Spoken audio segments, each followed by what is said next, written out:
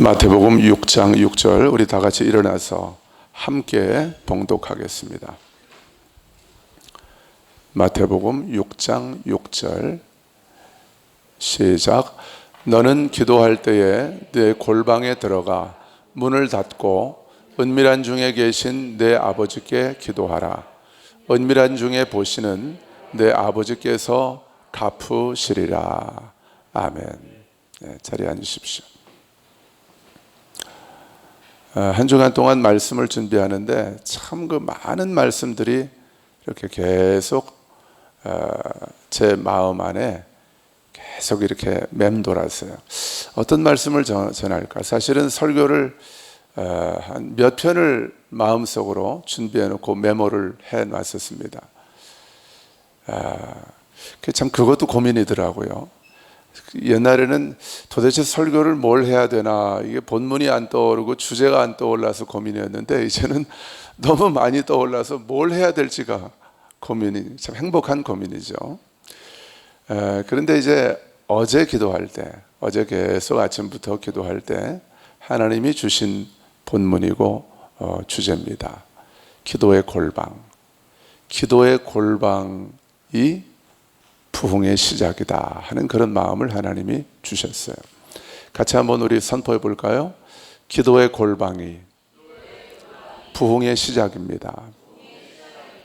여러분, 부흥은 우리가 회개하고 하나님을 경외하는 것이고, 우리가 복음의 정체성, 영의 정체성으로 살아가는 것이 그게 바로 부흥이죠.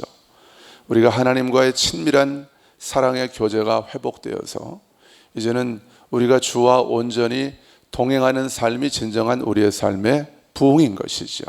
그 부흥이 어디서 시작되느냐 하면은 바로 기도의 골방에서 시작된다는 거예요. 오늘 이 말씀을 통해서 저와 여러분의 삶 가운데 이 무너졌던 기도의 골방, 닫혀져서 먼지만 뽀얗게 쌓여가던 우리의 기도의 골방이 다시 회복될 수 있기를 주님의 이름으로 축원합니다. 하나님이 오늘 그 마음을 저에게 주셨습니다. 우리 사회의 이 현대 사회의 특징, 우리가 살아가고 있는 우리 시대의 특징을 몇 가지로 좀 생각을 해봤어요. 어제 그런 마음을 하나님이 주시더라고요. 첫 번째는 분주함입니다. 분주함. 너무 바빠요. 바쁜데 특별히 뭐 열매가 없습니다. 바쁘고 피곤한데 남는 게 없어요. 늘 마음이 공허하고 한쪽이 뻥 뚫려 있고 열심히 달려온 것 같은데 돌아보면 뭐 남은 게 별로 없어요. 분주함이죠. 다니엘서 12장 4절을 보면 하나님이 다니엘에게 이런 말씀을 하십니다. 마지막 때에 대해서 말씀하시면서 마지막 때가 되면 많은 사람이 빨리 왕래하며 지식이 더하리라. 많은 사람들이 빨리 왕래한다. 아주 분주하게 왔다 갔다 한다는 거예요. 정신없이 24시간이 부족할 정도로 그렇게 바쁘게 움직인다는 거예요. 그런데 거기에 열매가 없는 거죠. 늘 공허한 거죠. 이건 아닌데, 내가 이렇게 살도록 하나님이 나를 창조하신 게 아닐 텐데, 그런 마음속에 계속 이 물음표가 끊이지 않는 인생을 살게 되는 거예요. 분주함. 그리고 바쁜데, 늘 바쁘고 뭐 사람도 많이 만나는데 늘 외롭고 고독하고, 이게 우리 시대의 특징이죠. 이 마지막 때의 특징입니다. 두 번째 특징은 하나님이 어제 기도할 때 주신 마음은 조급함이에요. 우리 시대의 특징. 바쁘니까 또 조급합니다. 해야 될 건 많고 만날 사람도 많고 참견할 것도 많고. 얼마나 바빠요. 인스타그램에다가 친구가 올리면 댓글도 달아야죠. 카톡 답장해야 되죠. 뭐 뉴스도 검색하면서 민주당 한번 참견했다가 통합당 한번 참견했다가 김정은 씨한테도 한번 참견했다가 별의별 거 다 해야 되잖아요. 우리가 얼마나 바쁩니까? 그러니까 조급한 거예요. 조급해.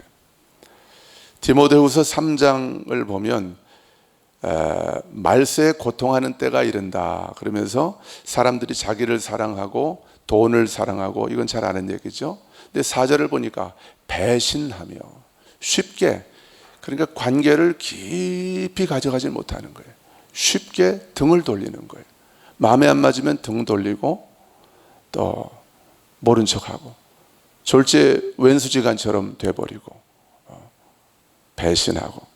그런데 이 배신보다도 제 눈에 들어왔다는 것은 조급하며, 이 마지막 때의 특징인 거예요.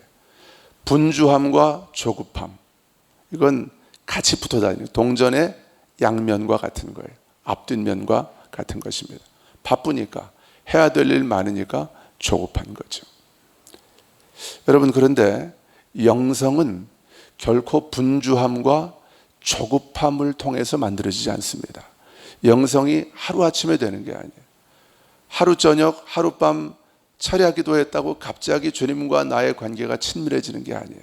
시간이 필요한 것입니다. 시간을 들여야 되는 거예요. 마음을 쏟아야 되는 거예요. 근데 현대 사회는 우리에게 그런 시간을 하나님께 드리는 것조차도 허용을 안 하는 거예요. 이 상황과 환경이, 이 인터넷 매체가, 이 우리가 갖고 있는, 우리가 제일 사랑하는, 하나님보다 우리가 더 사랑하는 이 핸드폰이 우리를 그렇게 놔두질 않는 거예요. 조급합니다. 너무 빨리 결과를 만들고 싶어요. 씨를 심지도 않고 열매부터 따먹으려고 해요. 아직 싹도 나지 않았고 이삭도 나지 않았는데 열매부터 따먹으려고 합니다. 조급합니다. 세 번째 특징은 얕음이에요. 얕다는 거예요. 바쁘고 분주하기 때문에 더 깊고 충만한 관계 속으로 들어가질 못하는 거예요. 그런 관계로, 우리가 누군가와 그런 관계 속으로 들어가려면 헌신을 해야 됩니다. 관계는 헌신입니다. 관계는 기본적으로 헌신이 없는 관계는 있을 수 없어요. 그런 관계는 사실은 아주 피상적인 관계입니다. 거기에서는 우리가 어떤 열매도 기대하기가 어려운 것이죠. 헌신이라는 것은 결국 나를 드리는 거예요. 나를 주는 것입니다. 나를 준다는 것은 내 시간을 주는 거예요. 나를 준다는 것은 내 마음을 주는 것입니다. 헌신이죠. 대가를 지불하는 것이죠. 포기하는 것이죠. 내가 지금 이 시간 다른 일을 할 수 있지만 이 사람을 만나는 것은 내가 그 사람에게 나를 주는 거예요. 헌신을 하는 것이죠. 그걸 통해서 관계가 깊어지고 더 충만해지는 거예요. 제 경험도 그렇고 주변 분들을 봐도 그렇고, 관계가 더 깊어질 때는 반드시 서로 간에 상호 헌신이 있더라고요. 헌신. 뺀질뺀질 되면서 계산적으로 누군가를 대하는데 그 만남이 깊어진다? 전 그런 관계를 본 적이 없습니다. 제 아내도 보니까 요즘 이제 어떤 분들하고 깊은 관계를, 그런 사랑의 교제를, 친밀한 교제를 나누더라고요. 근데 보니까 이 헌신을 하더라고요. 서로 시간을 헌신하고 또 물질도 나누고 맛있는 것도 나누고, 그러면 계속 헌신을 해요.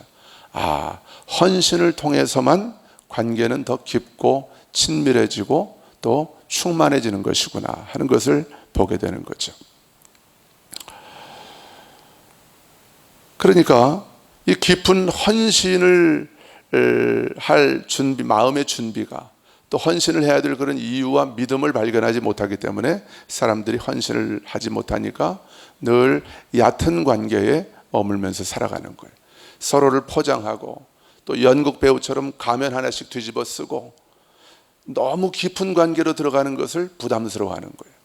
왜냐하면 상처받을까 봐, 혹은 또 내가 상처 줄까 봐, 내가 실망할까 봐, 또 그 사람에게 실망을 줄까 봐 너무 깊은 관계 속으로 들어가는 것을 두려워해요. 그러니까 늘 얕은 관계에 머물면서 살아가는 거예요. 그런데 이게 사람들과의 관계에서만 그럴까요? 정작 중요한 문제는, 이게 어찌 보면 핵심이고 본질인데, 하나님과의 관계 속에서도 우리가 그런 얕고 피상적인, 좀 심한 표현으로는 천박한 그런 깊이와 그런 수준의 관계를 하나님과 맺으면서 그것으로 우리가 만족하며 살아가는 사람들이 너무나 많다는 거예요. 오늘 말씀 듣는 우리 사랑하는 교회 여러분들 중엔 그런 분들이 없다고 믿고 또 없기를 바라지만, 이 시간 우리가 정직하게 한번 하나님 앞에서 하나님과 나 사이의 관계를 한번 점검을 해보자는 거죠. 우리가 너무 분주하고 산만하고 조급한 마음으로 살다 보니까 하나님께 드리는 시간조차도 아깝게 느껴지는 거예요. 여러분, 시간은 돈입니다. 내가 시간을 쏟는다는 것은 마음이 거기 있다는 거예요. 네 보물 있는 곳에 네 마음이 있다고 예수님 말씀하셨잖아요. 마태복음 6장 21절에서. 그러면 여러분, 하나님이 여러분의 보물이십니까? 왜 대답이 현찮아요? 하나님이 이 세상에 그 무엇과도 바꿀 수 없는 나의 보화이십니까? 그렇다면 거기에 우리 마음이 가는 거예요. 우리의 마음이 거기 가 있다면 우리의 시간도 그분에게 가 있는 것이죠. 오늘 그 얘기를 하자는 거죠. 혹시 하나님께 드리는 시간마저도 아깝게 느껴지는 분들이 있습니까? 정말 큰일 난 겁니다. 그건 암 걸린 것, 당뇨 걸린 것보다 더 무서운 거예요. 빨리 거기서 우리 회복돼야 됩니다. 그렇지 않으면 우리에게 소망 없습니다. 저도 그런 적이 있거든요. 아니 의도적으로 그런 마음을 갖지는 않았지만 무의식 중에 하나님께 드리는 시간조차도 때로는 아까운 거예요. 왜요? 재밌는 게 많으니까, 해야 될 게 많으니까, 할 일이 많다고 생각이 되니까 하나님께 내가 구별해서 드리는 시간조차도 때로는 아깝게 느껴지는 거죠. 내 영은 간절히 원하고 있는데 하나님과 단둘이 만나서 친밀한 사랑의 교제를 나누는 것을 내 영은 간절하게 원하고 있는데 내 혼이 그걸 원하지 않는 거죠. 내 혼이. 그 시간이면 더 많은 일도 할 수 있고 내 혼을, 내 기분, 내 감정, 내 생각을 더 즐겁게 해줄 수 있는 더 많은 거리들이 많이 있는 거예요. 인터넷 기사들, 유튜브 영상들 이런 거 보면서 얼마든지 채울 수 있을 것처럼 생각이 된단 말이에요. 우리 혼의 착각이죠. 우리 혼을 통해서 마귀가 우리를 속이는 것이죠. 그러니까 하나님하고 내가 혼자 독대하고 친밀한 사랑의 교제를 보낼 시간에 이 시간이 아까우니까 차라리 인스타그램 이렇게 왔다 갔다 하고 싶은 거예요. 인스타그램 저도 한번 들어가 봤어요. 들어가 봤더니 정말 볼거리가 아주 천지더라고요. 맛있는 식당 같은 거, 핫플레이스들, 요즘 젊은 사람들 좋아하는 핫플레이스라고 하더라고요. 아주 뜨거운 장소, 젊은이들이 아주 그냥 굉장히 열광하는 그런 장소들 인스타그램에 쫙 정보들이 다 나오고, 어디 가면 뭘 더 싸게 살 수 있고 좋은 물건을 어떻게 싸게 살 수 있는 소개 같은 거, 또 좋은 음악들, 별의별 것들 다 나오죠. 그 시간이 훨씬 더 나를 충만하게 하는 것 같은 거예요. 그 시간이 나를 더 충족시켜주는 것 같은 거예요. 근데 영적으로는 끊임없이, 아주 밑도 끝도 없이 계속해서 고갈되는 것이죠. 물론 인스타그램 막 돌아다니다가 좋은 정보 하나, 또 영적으로 유익한 거 하나 고를 수 있겠죠. 그러나 그 시간과 비례할 때 너무 많은 시간들을 거기서 우리가 헤매야 된다는 거죠. 분주함, 또 산만함. 분주하니까 집중을 못해요, 어디다가. 여러분, 신앙은 집중이거든요. 하나님과의 관계는 집중이거든요. 남녀 관계도 집중하지 않고 되는 게 있습니까? 이 사람 저 사람 이렇게 보면서 아이고 이 사람도 만나봤다가 저 사람도 이러면서 어떻게 그 관계가 깊어질 수가 있겠습니까? 분주함과 산만함과 조급함, 거기에서 또 그 얕음, 관계의 어떤 그 얕음, 더 깊은 관계로 들어가지 못하는 것, 이 결과가 뭡니까? 결국은 외로움이에요. 사람을 하루 종일 한 10사람을 만나고 돌아와도 혼자 집에 들어오면 외로운 거예요. 여러분, 이게 인간인 것입니다. 이게 인간의 실존인 거예요. 하나님이 우리를 그렇게 창조하신 거예요. 외롭습니다. 분주하고 조급하고 산만하고 얕은 삶의 결과가 바로 외로움과 고독이라는 거예요. 우울증, 불면증, 이 이유가 다 거기에서 오는 거죠. 다섯 번째 특징은 목마름입니다. 목마름. 분주함, 산만함, 조급함, 얕음, 이 외로움, 이 모든 것들의 뿌리는 바로 목마름에 있는 거예요. 목마름. 이 목마름의 문제가 해결이 되지 않기 때문에 우리가 바쁜 거예요. 이게 악순환이 되는 거죠. 목마르니까 계속 그런 걸 찾아다니고, 그런데 목마름이 해결되지 않으니까 또 찾아다니고, 또 바쁘게 살고, 또 조급하고, 계속해서 얕은 수준의 관계로밖에는 나는 만족이 안 되는데, 그런 관계밖에는 맺을 수가 없고, 깊은 관계로 들어갈 수 있는 능력을 우리가 잃어버린 거예요. 하나님께서 주신 그런 축복을 우리가 잃어버리게 되는 것이죠. 목마름의 이유는 진정한 생수를 우리가 마시지 못하기 때문입니다. 생수를 마시는 자는 목마르지 않습니다. 생수를 마시지 못하기 때문에 목마른 거예요. 예레미야 2장 13절을 보면 하나님이 예레미야 선지자를 통해서 이렇게 말씀하십니다. 내 백성이 두 가지 악을 행하였나니 곧 그들이 생수의 근원되는 나를 버린 것과, 여러분, 하나님만이 우리의 생수의 근원이십니다.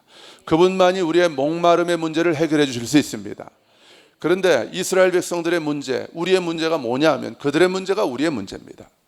생수의 근원 되신 하나님을 버리고 엉뚱한 데서 목마름을 해결받으려고 한다는 거예요. 생수의 근원되는 하나님을 버린 것이 첫 번째 악이고, 두 번째 악은 스스로 웅덩이를 팠대요. 하나님을 대체할 나의 목마름을 채워줄 그 무언가를 만드는 거예요. 그것이 어떤 사람에게는 남편일 수도 있고, 여러분, 남편이 우리의 목마름을 못 채워줍니다.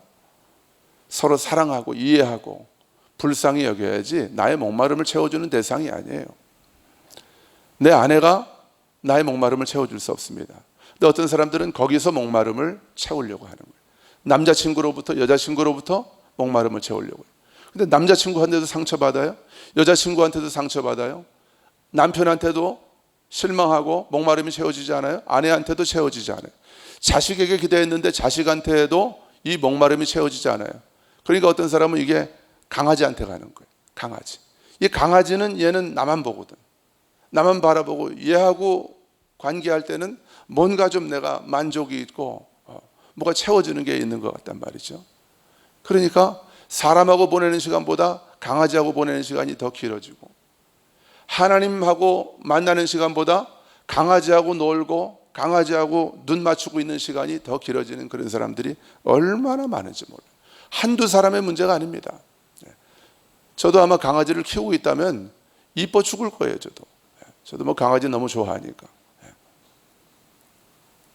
그냥 강아지만 바라보면서 하루에 뭐 두세 번씩 산책 데리고 나가고 목욕시키고, 겨울에는 또 털옷 입히고, 여름에는 또 그냥 추우니까 선풍기도 바람도 쐬주고, 그러면서 시간을 보내겠죠. 이 목마르기 때문에 분주하고 조급하고 우리가 얕은 관계를 맺게 되는 것이고 외롭게 되는 거예요.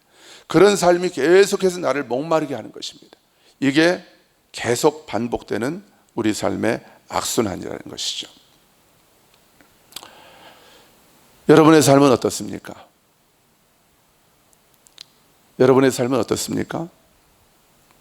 아마도 제가 쭉 말씀드린 이 내용에서 크게 많이 벗어나지 않을 것 같아요. 이런 지긋지긋한 삶을 끝내고 싶지 않습니까? 끝내고 싶으세요?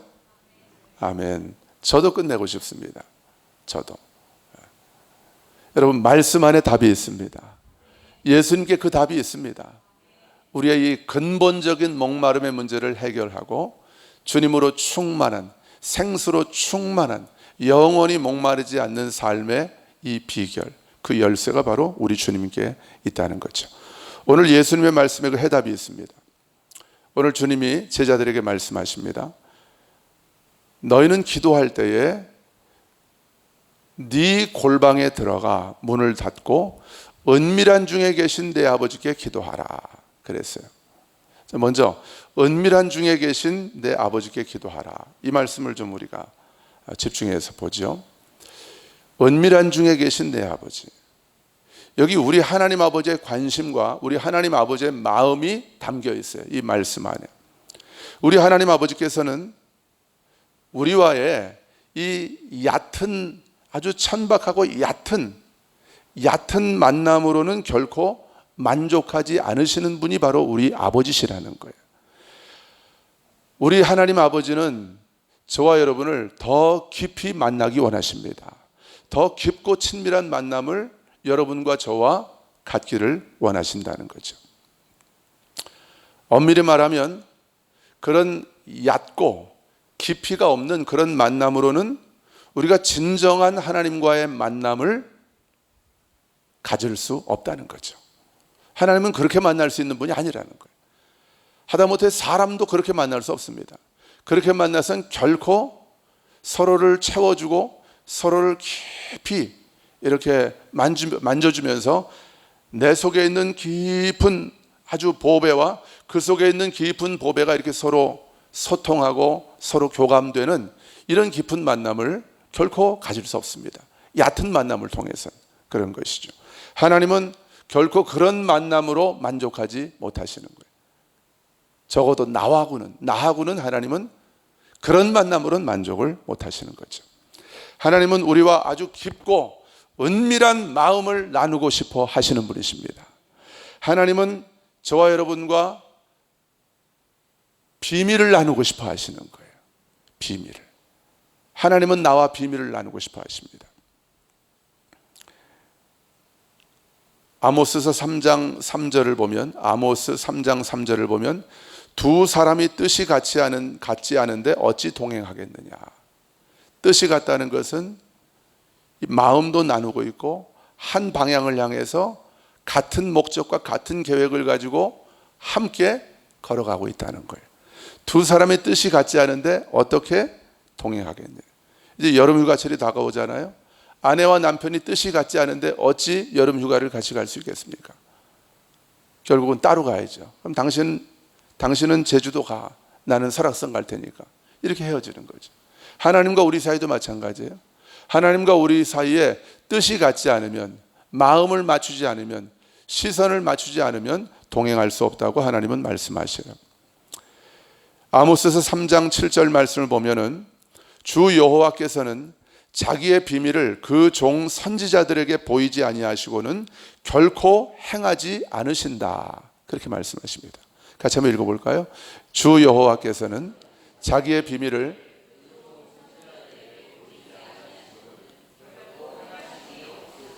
아멘. 하나님은 자기의 비밀을 당신의 종 선지자들, 여러분 구약의 선지자들은 특별한 사람들이지만 성령을 받고 성령의 기름 부으심이 이미 우리 안에 있는 저와 여러분에게도 얼마든지 저 말씀은 적용할 수 있습니다. 새 언약 안에서 저 말씀은 저와 여러분에게도 적용되는 말씀인 줄 믿습니다. 하나님은 당신의 비밀을 그 종 선지자들, 다시 말하면 하나님의 얼굴을 구하고 하나님의 마음을 구하는, 하나님의 뜻을 함께 하기를 원하는 이런 하나님의 종들에게 하나님의 비밀을 보여주지 아니하시고는 결코 아무 일도 행하지 않으신대요. 그러니까 하나님은 비밀을 나눠주고 싶어 하셔요. 하나님은 비밀을 저와 여러분에게 말씀해 주고 싶어 하시는 거예요. 하나님의 마음이 이 시간 저와 여러분 안에 깨달아지는 은혜가 있기를 주님의 이름으로 축원합니다. 하나님의 비밀을 안다면 우리의 삶이 얼마나 달라지겠습니까? 우리가 얼마나 많은 것들로부터, 많은 묶임들로부터 자유해질 수 있겠느냐 말입니다. 창세기 18장 17절을 보면 여호와께서 이르시되 내가 하려는 것을 아브라함에게 숨기겠느냐. 하나님이 아브라함의 조카 롯이 살고 있는 소돔과 고모라가 음란하고 죄악이 가득 찼을 때 유황불로 심판하시려고 작정하시죠.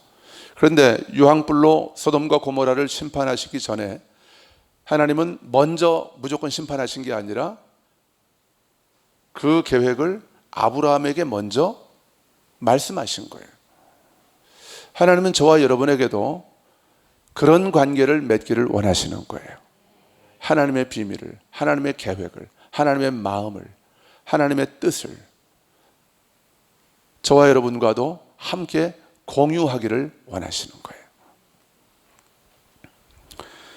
고린도전서 14장 2절을 보면 방언을 말하는 자는 사람에게 하지 아니하고 하나님께 하나니 이는 알아듣는 자가 없고 영으로 비밀을 말함이라.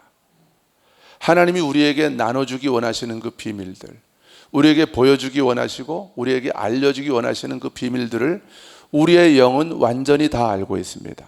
내 혼이 모르죠. 내가 방언으로 기도할 때는 영으로 기도하는 것이거든요. 내 생각과 마음이 기도하는 게 아니에요. 그러니까 영으로 기도할 때는, 방언으로 기도할 때는 사람에게 하는 것이 아니다. 하나님께 하는 것이다. 하나님께 영으로 비밀을 말하는 것이래요. 하나님이 나에게 알려주시기 원하시는 그 비밀을 내가 말하고 있는 거예요. 근데 내가 이걸 모르기 때문에 내 혼은 지금 열매를 못 맺고 있는 거죠. 깨닫지 못해, 이해가 안 되는 거죠. 그러나 하나님께서는 자기의 비밀을 사랑하는 하나님의 자녀들에게 알려주시기를 갈망하고 계십니다.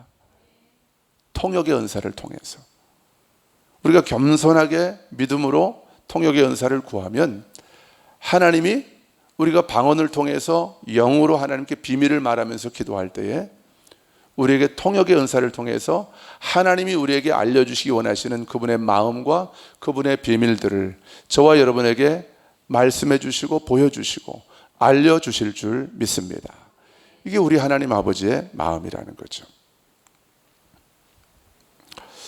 자, 오늘 말씀에서 또 하나 생각할 것은 네 골방에 들어가 그랬어요. 너의 골방이라고 그랬어요. 너의 골방.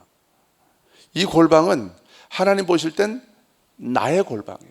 이게 하나님의 관점입니다. 하나님 보실 때 우리에게는 다 골방이 있다는 거예요. 골방이 반드시 있어야만 되는 존재가 바로 저와 여러분이라는 거예요. 하나님 앞에서. 골방 없이는 우리의 삶은 정말 그 삶의 의미를 찾을 수가 없는 거예요. 하나님이 계획하시는 그 충만한 삶을 결코 살 수가 없다는 거죠. 우리에게는 다 골방이 있습니다.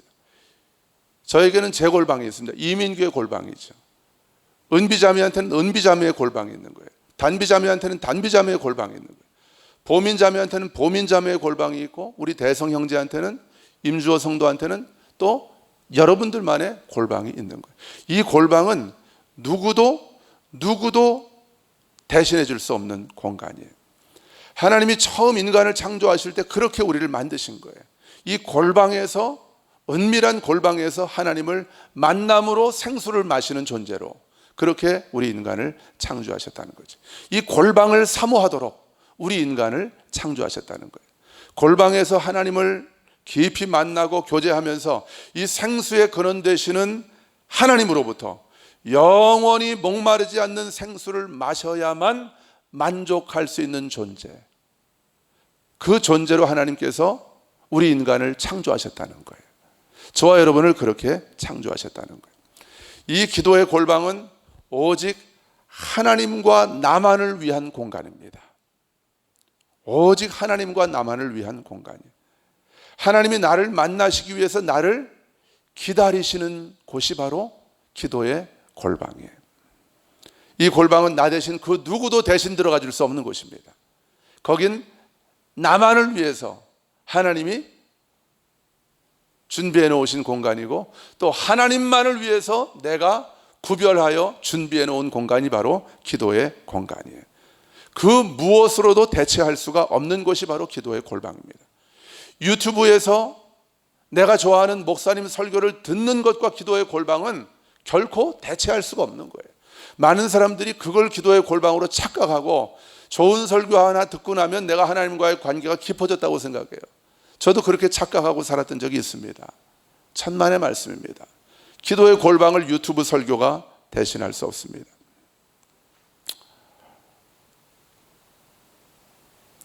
교인들이 같이 모여서 같이 예배하고 같이 기도하는 이 시간이 기도의 골방이라고 착각하기 쉽습니다. 많은 사람들이 그것으로서 내가 하나님 앞에 해야 될 거 다 했다고 생각하고 그렇게 살아가는 사람들 많이 있습니다. 여러분, 다시 말씀드립니다. 기도의 골방은 오직 하나님과 나만을 위해서 따로 구별된 공간이 바로 기도의 골방입니다. 그 누구도, 그 어떤 것도 나를 방해할 수 없는 장소예요. 오직 하나님 우리 아버지의 얼굴을 구하는 시간과 장소가 바로 기도의 골방이에요. 오직 하나님 한 분만을 기뻐하는 시간과 장소, 거기가 바로 기도의 골방이라는 거예요. 여러분, 여호와를 기뻐하는 것만이 우리의 힘입니다. 우리의 힘이 어디에서 나옵니까? 기도의 골방인 거예요. 링컨 대통령은 그 대통령 집무실에 기도의 골방이 있었다고 해요. 거기를 사람들에게 소개하면서 이곳이 나의 발전소라고 그랬대요. 내 동력, 내 전원, 내 파워가 공급되는 그 발전소가 바로 이 기도의 골방이라고 그렇게 말했어요. 거기서 하나님의 얼굴을 구하고 오직 하나님을 기뻐하면서 하나님으로부터 생수를 마시고 하나님으로부터 그 능력을 공급받고 하나님의 임재로 내가 충만해지고 하나님이 주시는 평안으로 내가 충만해지는 것이고 하나님이 주시는 그 하늘의 지혜로 내가 충만해지는 그 공간, 그 시간, 거기가 바로 기도의 골방이라는 거죠. 기도의 골방은 내 영과 혼과 몸이 성령의 임재로 충만해지는 곳입니다. 저와 여러분의 영은 이미 성령의 임재로 충만합니다. 그 기도의 골방에서 우리의 혼과 몸이 다뤄지는 거예요. 충만한 성령의 임재로 채워지게 되는 거예요. 내 마음과 생각이 새롭게 되는 것입니다. 육신의 생각이 영의 생각으로 새로워지는 것이에요.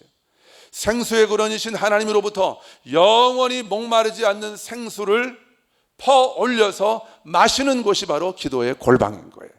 이 생수를 내가 마시면 또 다른 사람들에게 마시게 해줄 수 있는 거예요.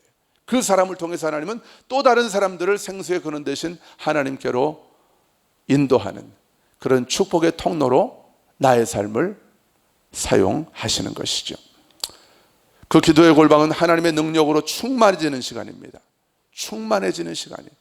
역대하 16장 9절을 보면 여호와의 눈은 온 땅을 두루 감찰하사 전심으로 자기에게 향하는 자들을 위하여 능력을 베푸신다 그랬습니다.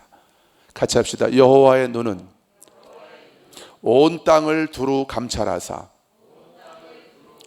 전심으로 자기에게 향하는 자들을 위하여 능력을 베푸신다. 아멘. 여러분, 기도의 골방은 전심으로 하나님의 얼굴을 구하는 그곳입니다. 바로 거기에서 하나님의 능력이 우리의 삶을 통해 나타나는 출발이 되는 것이다 그 말입니다. 하나님의 완전한 평강으로 충만해지는 시간, 기도의 골방입니다. 그 기도의 골방에서 나갈 때 우리는 그 기도의 골방에 들어갈 때와는 전혀 다른 사람이 되어서 나오게 되는 거예요. 할렐루야. 그렇게 되면 나를 통해서 하나님이 다른 사람들을 만지시기 시작하십니다. 나를 통해서 다른 사람들의 삶을 변화시키기 시작하시고 그 사람들을 치유하기 시작하시고 또 그 사람들이 살아나게 되는, 한 가정이 살아나게 되는, 한 교회가 살아나게 되는, 한 도시가 살아나게 되는 그런 역사를 하나님께서 일으키시는 것입니다. 그게 기도의 골방인 거예요. 기도의 골방에서 우리의 인생이 결정됩니다. 같이 선포합시다. 기도의 골방에서 나의 인생이 결정된다. 할렐루야. 기도의 골방이 우리 인생의 차이를 만들어내는 거예요. 기도의 골방이. 호나우드라고 하는 그 축구 선수 아시죠? 호나우두. 레알 마드리드에서 뛰다가 포르투갈 선수. 지금은 유벤투스에서 뛰고 있죠. 근데 그 별로 제가 좋아하는 선수는 아니에요. 이렇게 스타일이. 그런데 한 가지 배울 점은 이 사람이 아주 그 슈팅이 강력하고 또 드리블도 잘하고 하는데 다른 사람들 다 훈련 끝나고 들어가도 누가 보고서 한 얘기예요. 동료 선수들이 끝나고 나면 혼자 계속해서 슈팅 연습을 한대요. 프리킥 연습을 하고 혼자 드리블 연습을 하고 볼 트래핑 연습도 하고 그렇게 한다는 거예요. 말하자면 기도의 골방이죠. 그 기도의 골방이, 그 호나우두의 축구의 골방이 호나우두와 다른 선수와의 차이를 만든 거죠. 이 기도의 골방이 우린 다 똑같은 부르심이에요. 사실은 우린 다 하나님의 사랑하는 자녀들이고 그리스도 안에서 새로운 피조물입니다. 우리는 하늘에 속한 모든 신령한 복을 다 받은 자들입니다. 그런데 무엇이 우리의 삶에서 그 차이를 만들어내느냐? 누군가는 누리는데 누구는 못 누린단 말이에요. 누구를 통해서 나타나는데 누구는 안 나타난단 말입니다. 이 차이를 무엇이 만들어내느냐? 바로 기도의 골방이 그 차이를 만들어낸다는 것이죠. 그래서 이 기도의 골방의 비밀을 깨닫고, 기도의 골방이 인생의 차이를 만들어내는구나, 기도의 골방에서 내 인생이 결정되는구나, 이 사실을 깨닫고 기도의 골방으로 들어가려고 하는 그런 소원을 마음에 가진 사람은 그때부터 원수 마귀의 표적이 되는 거예요. 얘네들이 내 삶을 그냥 놔두질 않습니다. 계속해서 나를 감시하고 방해합니다. 못 들어가게 방해하는 거예요. 엄청난 방해가 있습니다. 제가 지금 하고 있는 말을 여러분 이해하시는 분들이 있을 거예요. 우리 기도하려고 할 때 엄청난 방해가 있습니다. 기도 시작하기 전에 엄청난 방해가 있고요, 시작하고 나서도 한 30분 이상 1시간 정도 기도가 깊어지기 전까지는 어마어마한 방해가 있습니다. 물론 평소에 계속 기도의 골방이 아주 내면화되고 일상화된 분들은 5분만 해도, 아니 1분만 해도 깊은 임재 안으로 들어가는 분들도 있다고 하지만 쉽지 않은 거예요. 많은 방해가 있습니다. 왜냐하면 원수 마귀가 우리가 기도의 골방 들어가는 걸 싫어하기 때문이에요. 왜냐하면 우리가 일단 들어가고 나면 게임 끝입니다. 게임 끝이에요. 원수 마귀가 더 이상 우리에게 할 수 있는 일이 없습니다. 왜냐하면 들어갈 때와 나올 때는 나는 달라져 있을 것이기 때문에. 아멘. 나는 달라져 있을 것이기 때문에 그걸 원수 마귀도 안다는 거예요. 못 들어가게 하는 거죠. 들어가도 또 나오게 어떻게든 끄집어내려고 하는 것이죠. 이게 원수 마귀의 아주 변함없는, 수천 년 동안 인류의 역사 속에서 변함없는 원수 마귀의 전략이라는 거예요. 세 번째로 오늘 본문에서 우리가 좀 생각해 볼 말씀은, 6절 보니까 너는 기도할 때 네 골방에 들어가 어떻게 하라고 그랬어요? 문을 닫고. 같이 합시다. 문을 닫고. 문을 닫아야 합니다. 이건 뭐 쾅 하고 닫는 문만을 얘기하는 게 아니에요. 물론 그것도 닫아야 하지만, 문을 닫았다는 것은 나는 오직 하나님과만 소통을 하겠다는 거예요. 하나님과만 내가 소통을 하겠다. 다른 그 어떤 것과도 내가 소통하지 않고 하나님과만 소통하겠다고 하는 나의 의지와 나의 결단이 바로 문을 닫는 행위에 들어가는 것이죠. 문을 닫는 거예요. 나는 오직 하나님의 얼굴만을 구하겠다는 거죠. 이게 문을 닫는 거예요. 휴대폰, 우리가 하나님을 깊이 만나고 더 깊이 만나서 교제하는 것을 가장 방해하는 이 마귀의 걸작품. 물론 이 휴대폰을 통해서 하나님도 얼마든지 그분의 선한 계획을 이루어 가실 수 있죠. 그러나 이 마귀도 휴대폰을 가지고 우리를 얼마나 많이 방해하는지 몰라요. 기도의 골방에 들어가지 못하도록.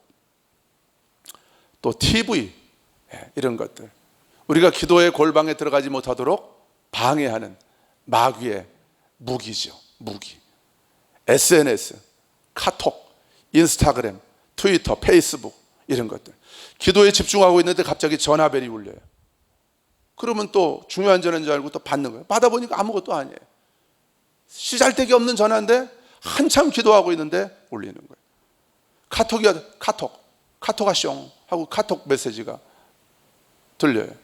또 열어보니까 별거 없어요. 밥 먹었냐? 뭔 상관이야, 내가 밥을 먹든 말든. 그런 거죠.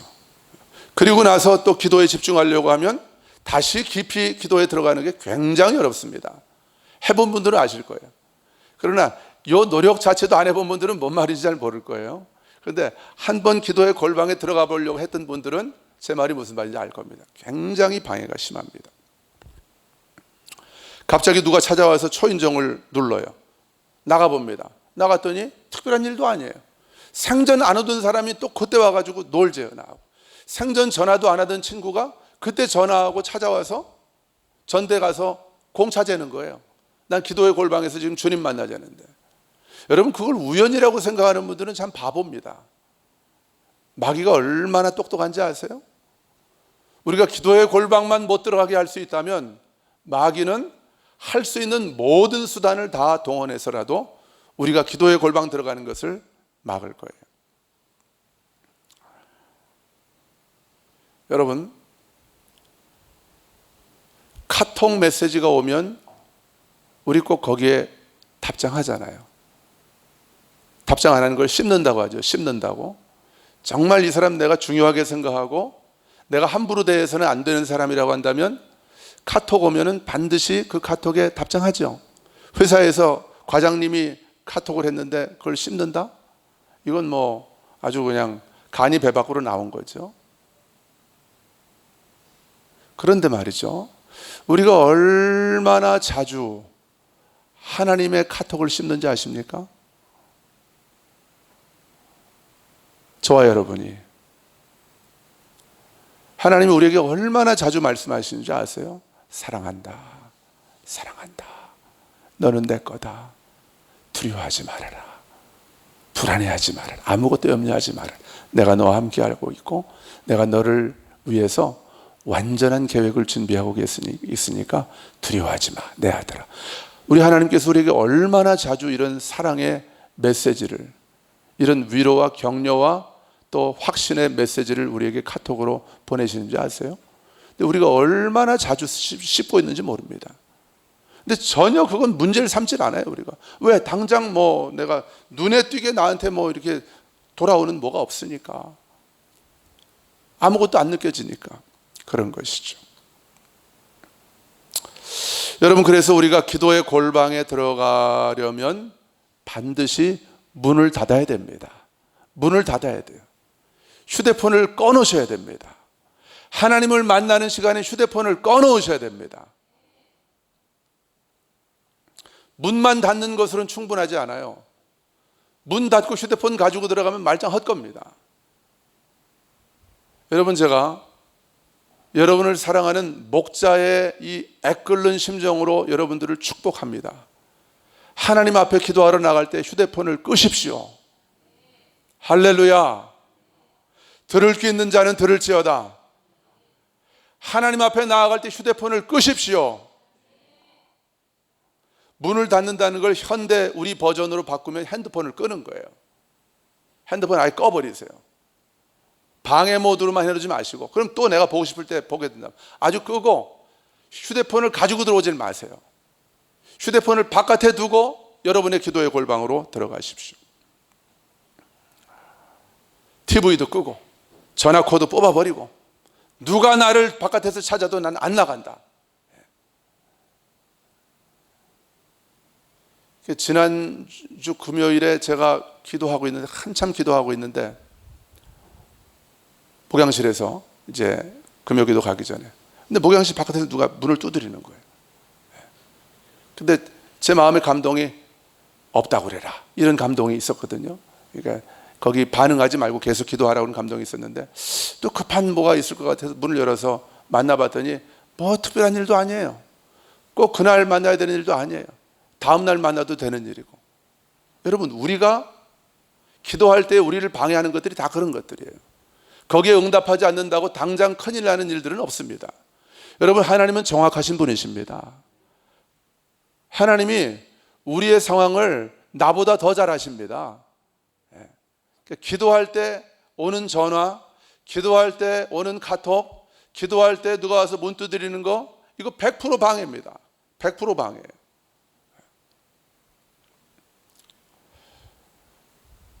그래서 저도 어제 이 말씀을 준비하면서 하나님이 주시는 감동이 있어서 휴대폰을 꺼봤어요.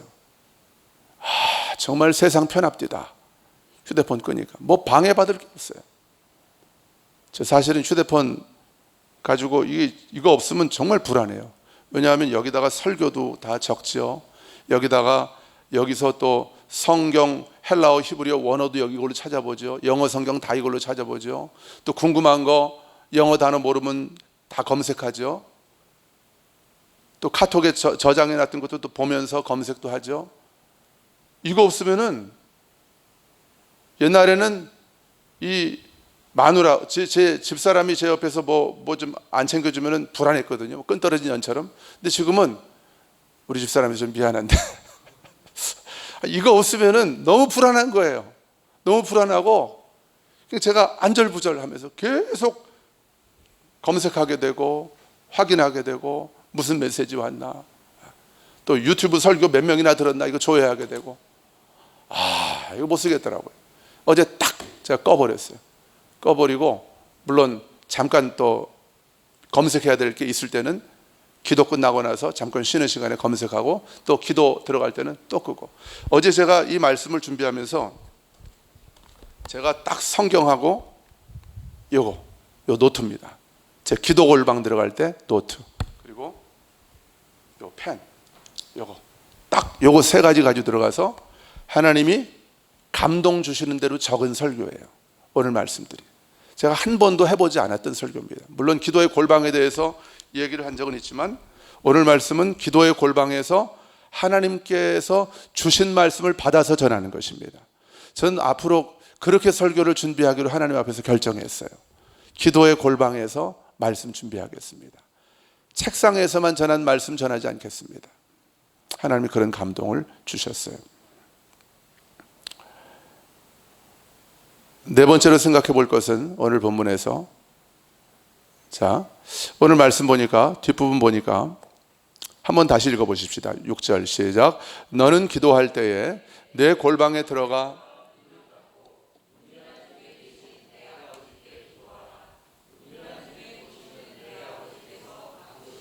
아멘.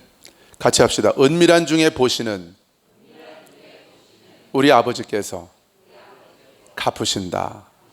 할렐루야. 기도의 골방에 들어가 있으면 나 혼자 있는 것 같아요. 좀 외롭기도 합니다. 왜냐하면 우리가 그런 삶에 익숙하지 않거든요. 끊임없이 뭔가를 앞에 두고선 있어야 돼요. 하다못해 기도할 때도 뭐 음악이라도 틀어놓고 기도해야지, 하나님하고 직접 골방에서 만나는 것이 익숙하지 않아요. 하다못해. 그러니까 우리가 기도의 골방 들어가 있으면 나 혼자 있는 것 같고, 외롭고, 또 고독하고, 내가 뭐 하고 있는 건가? 이 시간에 영어 단어라도 하나 더 외워야 되지 않는가? 또 저는 어떤 생각이 드냐면, 저는 말씀에 대한 욕심이 많아요. 이 시간에 말씀이라도 한 장 더 보고 있는 게 낫지 않나? 이렇게 멍청하게 가만히 앉아가지고 뜻도 모를 방언만 계속 하고 있는 것보다, 뭐 이런 마음이 들 때가 있어요. 여러분, 기도의 골방에 나 혼자 들어가 있는 것 같지만 거기에 우리 하나님 아버지께서 나와 함께 계십니다. 은밀한 중에 보고 계신다고 그랬어요. 아무도 나를 안 보는 것 같지만 하나님이 나를 보고 계시는 거예요.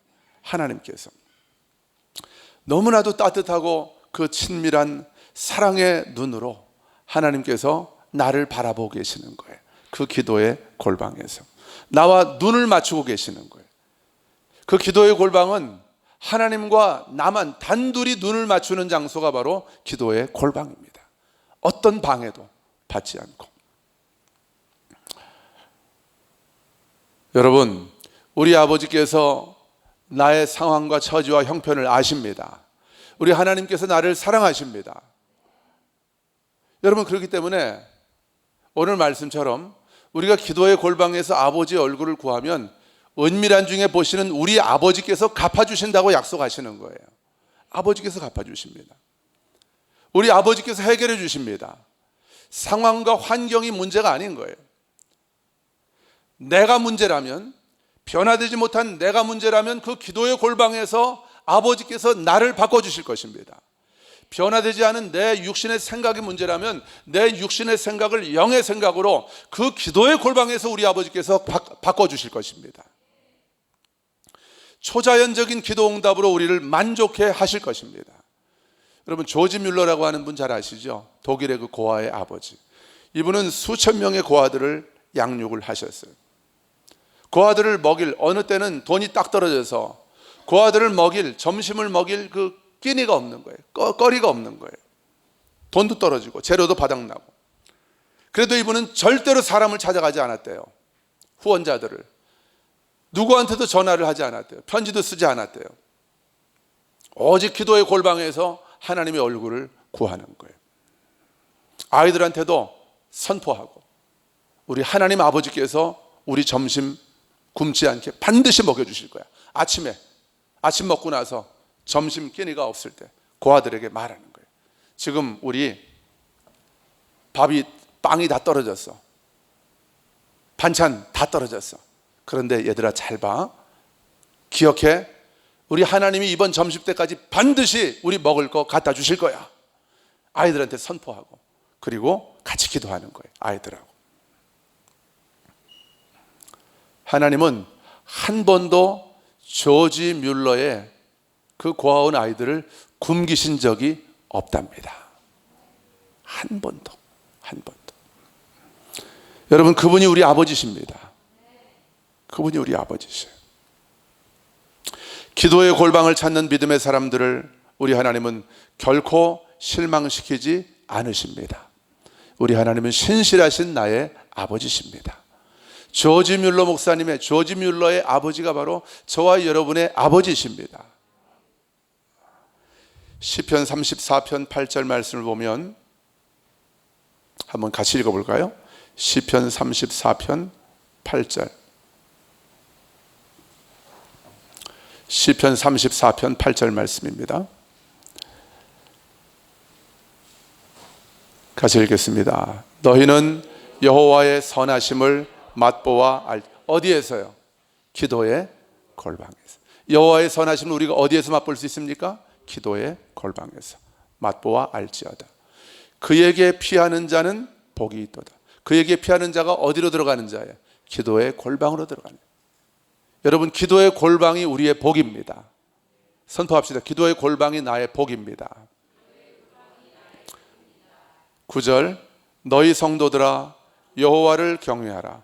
그를 경외하는 자에게는 부족함이 없도다. 그를 경외하는 자가 누굽니까? 기도의 골방에 들어가서 하나님의 얼굴을 구하는 자들입니다. 부족함이 없다고 약속하십니다. 10절, 젊은 사자는 궁핍하여 줄일지라도.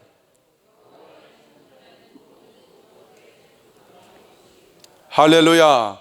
여호와를 찾는 자가 누구예요? 기도의 골방에 들어가서 문을 닫고 핸드폰을 바깥에 던져버리고 하나님의 얼굴을 구하는 자들, 모든 좋은 것에 부족함이 없을 것이라고 약속하십니다. 우리 이 말씀에 자기 이름을 넣어서 한번 선포해 봅시다. 8절부터. 자, 이민규는 이렇게 합니다. 시작. 이민규는 여호와의 선하심을 맛보아 알지어다. 그에게 피하는 이민규는 복이 있도다. 한 번 더. 그에게 피하는 이민규는 복이 있도다. 9절. 이민규는 여호와를 경외하라. 그를 경외하는 이민규에게는 부족함이 없도다. 10절. 젊은 사자는 궁핍하여 줄일지라도 여호와를 찾는 이민규는 모든 좋은 것에 부족함이 없으리로다. 할렐루야. 한 번 더 고백합시다. 10절. 젊은 사자는 궁핍하여 줄일지라도 여호와를 찾는 이민규는 모든 좋은 것에 부족함이 없으리로다. 아멘. 여러분, 성경 속의 위대한 하나님의 사람들은 다 기도의 사람들입니다. 다 기도의 골방을 가진 사람들입니다. 아브라함, 모세, 다윗, 다니엘, 바울, 다 기도의 사람이에요. 다 자신만의 기도의 골방, 그 은밀한 하나님과의 만남의 장소, 그 시간, 이걸 구별해 놓았던 사람들이에요. 거기서 하나님의 얼굴을 구했던 사람들이에요. 기독교 역사 가운데 있었던 모든 부흥은 한 사람의 아주 작은 기도의 골방에서부터 시작이 되었다는 것을 우리는 기억해야 됩니다. 영국 웨일즈에 있었던 그 웨일즈의 대부흥, 미국 아주사 거리에서 있었던 그 아주사에서 있었던 그 대부흥도 기도의 골방에서 시작됐습니다. 1907년 평양 대부흥도 기도의 골방에서 하나님의 얼굴을 구한 한 사람을 통해서 시작이 된 것이고, 아프리카 우간다에서 일어났던 대부흥도 존 물린디라고 하는 한 흑인 아프리카 목사님의 그 기도의 골방으로부터 이 우간다라고 하는 나라가 완전히 변화되는 영적인 대각성과 부흥이 시작된 거예요. 에이즈와 내전으로 거의 나라가 망하기 직전의 상태에 있던 우간다를 존 물린디 목사님 한 사람의 기도의 골방을 통해서 그 나라를 하나님이 완전히 바꿔놓으신 것입니다. 모든 부흥은 기도의 골방에서 시작되는 거예요. 여러분, 그래서 사탄은 우리가 기도의 골방에 들어가는 것을 제일 싫어합니다. 우리가 거기만 들어가면 이미 게임이 끝난다는 걸 알 수 있어요. 우리가 거기만 들어갔다 나오면 우리가 달라진다는 것을 사단은 정확하게 알고 있는 거예요. 기도의 골방은 사단에게는 공포입니다. 공포. 아주 끔찍한 두려움의 장소가 바로 기도의 골방인 거예요. 그래서 그렇게 우리가 기도의 골방에 못 들어가도록 사단은 우리를 방해하는 거예요. 수단과 방법을 가리지 않고 방해하는 거예요. 사랑하는 교회 여러분, 우리 이 시간 결단하십시다.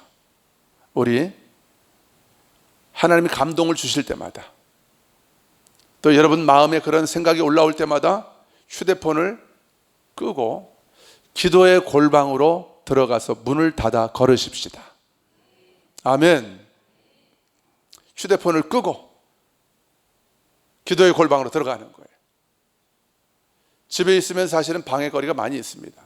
전화벨도 울리고, 전화벨 뽑으면 되지만 쉽지 않죠. 여러분, 기도의 골방을 각자 집에서 만들 수 있는 분들은 집에서 만드시고, 화장실도 좋습니다. 아니면 옷방 있는 분들은 옷방도 좋습니다. 정 상황이 안 되는 분들은 교회로 오십시오. 교회로 오셔서 기도의 골방을 만드세요.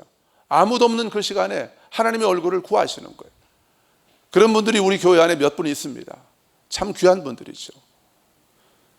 그분들의 기도의 골방에서 우리 초대교회 부흥은 시작될 것입니다. 휴대폰을 끄고 기도의 골방으로 들어가서 성경과 노트와 펜만 들고 들어가는 거예요. 노트와 펜은 꼭 가지고 들어가야 됩니다. 왜냐하면 하나님이 말씀하시는 걸 적어야 되니까.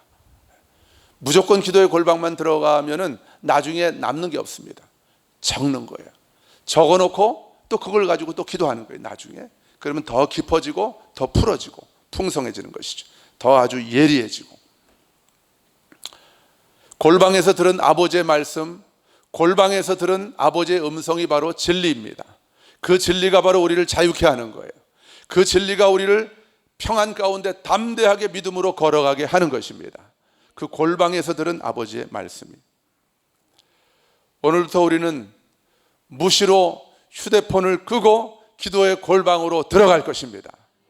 아멘. 선포합시다. 나는 오늘부터 무시로 휴대폰을 끄고 기도의 골방으로 들어갈 것입니다. 할렐루야. 거기서 우리 가정의 부흥이 시작됩니다. 거기서 우리 초대교회의 부흥이 시작됩니다. 거기서 이 땅 광주의 부흥이 시작됩니다. 거기서 우리 한국교회의 부흥이 시작됩니다. 거기서 우리 대한민국의 부흥이 시작됩니다. 거기서 우리 한민족의 부흥이 시작됩니다. 거기서 열방의 부흥이 시작됩니다. 하나님은 그 부흥의 파도를 지금 일으키고 계십니다. 그 부흥의 성령의 바람을 지금 일으키고 계시는 거예요. 하나님은 찾고 계시는 거예요. 그 기도의 골방에 찾아 들어가는 그 한 사람을 찾고 계시는 거예요. 바로 납니다. 주님, 그 사람이 바로 납니다. 우리 선포합시다. 주님, 그 사람이 바로 납니다. 할렐루야. 어떻게 선포하는 여러분의 그 얼굴이나 음성이 조금 매가리가 없습니다. 제가 아무래도 오늘 설교 잘 못한 것 같아요. 우리의 삶은 달라질 것입니다. 기도의 골방에서. 부흥은 시작될 것입니다. 기도의 골방에서. 당신의 부흥은 시작됩니다. 당신의 기도의 골방에서. 할렐루야. 우리가 찬양하십시다. 일어나서.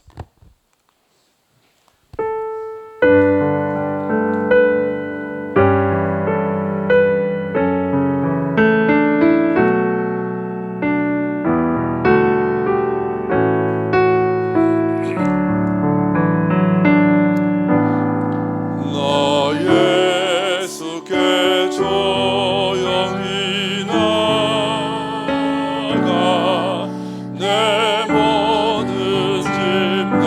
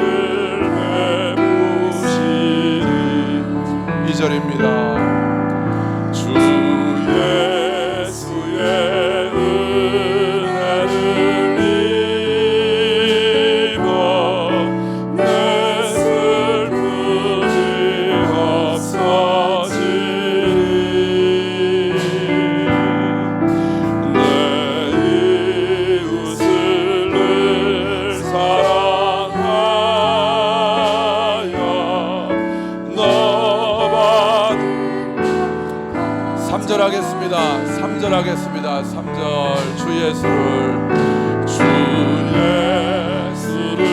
친구로 삼아 늘 내 옆에 모시